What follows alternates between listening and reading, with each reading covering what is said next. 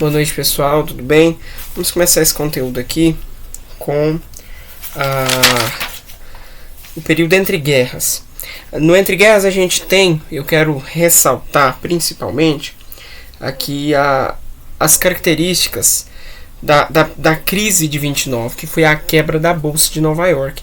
Em 1929, a economia estava, o liberalismo estava no auge, e aí não tinha nenhum controle, o liberalismo estadunidense era exacerbado e não tinha nenhum controle, o Estado não intervinha em nada na economia. E a gente vê um crash na Bolsa, a Bolsa quebra, a economia quebra, uma crise que poderia ter sido evitada, entende? Não foi evitada. E as principais consequências dessa crise de 29 foram a recessão econômica enfrentada pelos Estados Unidos e a taxa de desemprego foi muito alta.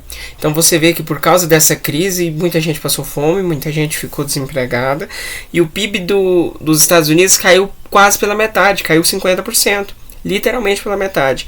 E as exportações tiveram uma queda em 50%. E o Brasil também não ficou de fora, né? O Brasil em 29 era o maior comprador,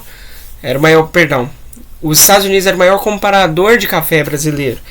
E fez com que o Brasil, que a principal economia do Brasil era o café, fez com que o Brasil também ficasse desfalcado com a economia do café. E com a crise da importação deste produto, os preços do café brasileiro caiu muito, muito mesmo. E para que não tivesse uma perca, né, para que não existisse aqui no Brasil uma desvalorização excessiva do café, o governo mesmo tomou a iniciativa, foi lá e comprou o café e ateou fogo, né? Então, para não ter essa desvalorização, mas mesmo assim o Brasil foi afetado. Essa foi a principal característica da crise de 29 aqui no Brasil. Então você entende a causa da crise de 29, a economia sem parar, sem nenhum limite, digamos assim, e dá errado. Tudo que é demais sobra. E aqui a gente vê isso. E também tem as consequências da crise de 29 na Alemanha. Foi a diminuição dos empréstimos internacionais que se tinha naquela época, no mundo inteiro, né? E o decrescimento da produção industrial e uma falência das empresas e nos bancos. Então você já viu uma Alemanha derrotada na Primeira Guerra, uma Alemanha que estava tentando se reconstruir e dependia da economia internacional para sobreviver, e vem um crash na Bolsa Internacional, que era a Bolsa de Nova York, e você vê eu vou usar de novo a palavra, esse desfalque na economia mundial. Então a crise de 29 foi sim muito importante. Nesse entre guerras a gente tem um consumismo enorme, né? Após a Primeira Guerra, você tem o crash da Bolsa, como eu disse, em 24 de outubro de 29, e uma superprodução, né? Então isso é o liberalismo. E no Brasil foi a superprodução do café, e naquele contexto que eu falei da Alemanha, com a economia desestabilizada, quem ascende ao poder lá? Hitler, mas logo a gente fala sobre isso. E nós temos também o New Deal, que foi um programa de recuperação econômica que tiveram lá nos Estados Unidos com Franklin Delano Roosevelt, que foi presidente dos Estados Unidos de 33 a 45. E essa política ela era opositora ao sistema liberal, ela defendia uma intervenção do Estado na economia por meio da fiscalização das transações bancárias e das instituições financeiras. Então, naquela crise, no meio daquela confusão, você vê a necessidade de ter uma intervenção, você vê a necessidade de ter algo supervisionando a economia nacional. E isso é dado pela política do keynesianismo e da política do New Deal.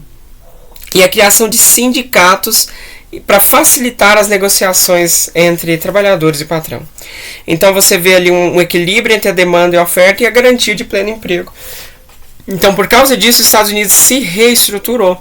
Você vê os Estados Unidos muito forte posteriormente, graças ao New Deal e ao keynesianismo. Que, como o professor citou um exemplo, o Estado foi financiar a rede elétrica para atravessar o país. E aí o Estado fornecia, comprava material, gerava emprego para quem vendia material, contratava mão de obra operária, gerava emprego para mão de obra operária, e nisso o Estado interferia na criação de estatais, etc. E tal. E tudo isso vai alavancando o crescimento da economia. E principalmente 3 pontos básicos: a criação de estatais, do direito social e do controle de produção dos bancos. E aí você tem o welfare state, o estado de bem-estar social, que é o que nós temos no Brasil hoje. É um estado que interfere na economia, mas mesmo assim não é um estado que proíbe. É um estado que balanceia, tenta balancear, tenta dar para a população, mas ao mesmo tempo tenta abrir um pouco ao liberalismo. E sobre a crise de 29 é isso. Depois eu volto com um vídeo sobre a ascensão do nazifascismo e Segunda Guerra.